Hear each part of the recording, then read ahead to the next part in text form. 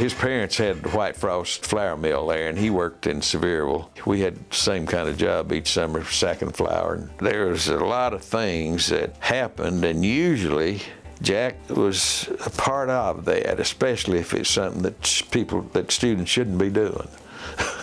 There's a Jack Frost that we all see, successful entrepreneur, large personality, friendly demeanor, probably has helped thousands of families at a time when they need somebody with compassion in his business. The other Jack Frost is the gentleman that's in the background, but his heart is big as a lion. He has a tremendous compassion for people, and he believes in giving somebody a hand up and not a hand out. Jack became a salesman selling White Frost flour. Of course, he traveled around, and he didn't have to learn how to meet people. He knew how to meet people. And of course, I guess he was probably one of the best salesmen they ever had. After he found out he could sell almost anything, he started selling cemetery lots. Very excellent businessman. He understands business. He knows what makes businesses work. He's got great foresight in business. Over the years, being his banker for many years, I have seen Jack come and say, I'm thinking about doing this project or that project. I said, Jack, are you sure you want to do this? And he said, oh yeah, I've thought through it, and here's what I'm going to do, and he's always right. Each time Jack has bought a cemetery, his primary goal has been to better the cemetery and make it more beautiful. His secondary goal was to make money. He always aspired to the principle that if he made it better and more beautiful, that the families would be willing to bury their loved ones, and therefore the business aspect would be a success.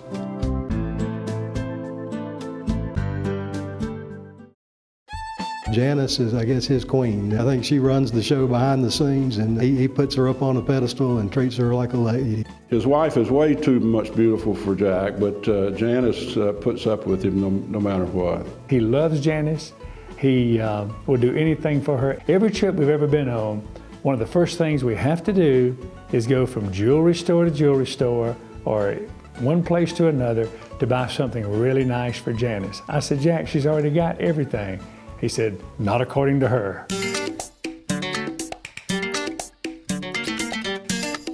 One of the, I guess, most interesting things to me about Jack is his determination to see the world. He doesn't want to sit there and be content to do what he's doing in his business and his life right here in Hall County. He and I were in New Zealand together, and I said, Jack, the Queenstown Bridge is supposed to be the second highest bridge in the world. I'll bungee jump off of it if you will. Don't dare him to do anything. If you do, you better be prepared to jump off the bridge with him. And Jack said, well, then I'll do it. Well, then, of course, that meant I had to do it. So I get ready to go off, and I just stand there, I freeze. I just get in the fetal position and just tumble off. Do the best I can, at least it's over with. Jack, on the other hand, gets up behind me. He happens to see that right over to his right, there's this 22, 24-year-old, absolutely beautiful young woman sitting there. He looks at her and winks and does a swan dive. That is Jack Frost, living large, living fully. I've never been around anybody who is more fun and who really knows what it means to be fully alive. That's Jack Frost. We were at Royal County Down, Newcastle, Ireland, on one of our golf trips. We were way up on a hill. The carry from the tee to the fairway was about 180 yards. Jack doesn't hit it very far, and there's gorse everywhere, all over the golf course. So when he teed off, he asked his caddy by the name of Joe, who had a very Irish brogue, Joe, did I clear the Joe said, most of it, sir.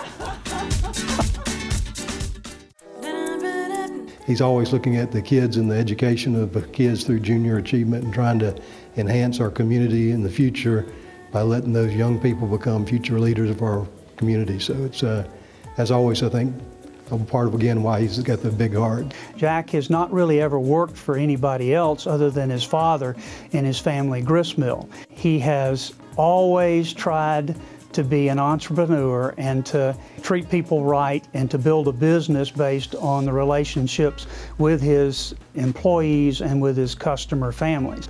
And I believe that the young men and women of junior achievement would do well to follow that relationship and that example. When I first heard about him selling cemetery lots, I thought, old Jack ought to studied hard and got a better education than that. That's a pretty hard job. But he's made it pay off tremendously well. He loves life. He takes life by both hands and he enjoys it to the fullest. That's his personality. He has a gregarious personality. He's just an absolute hoot to be around.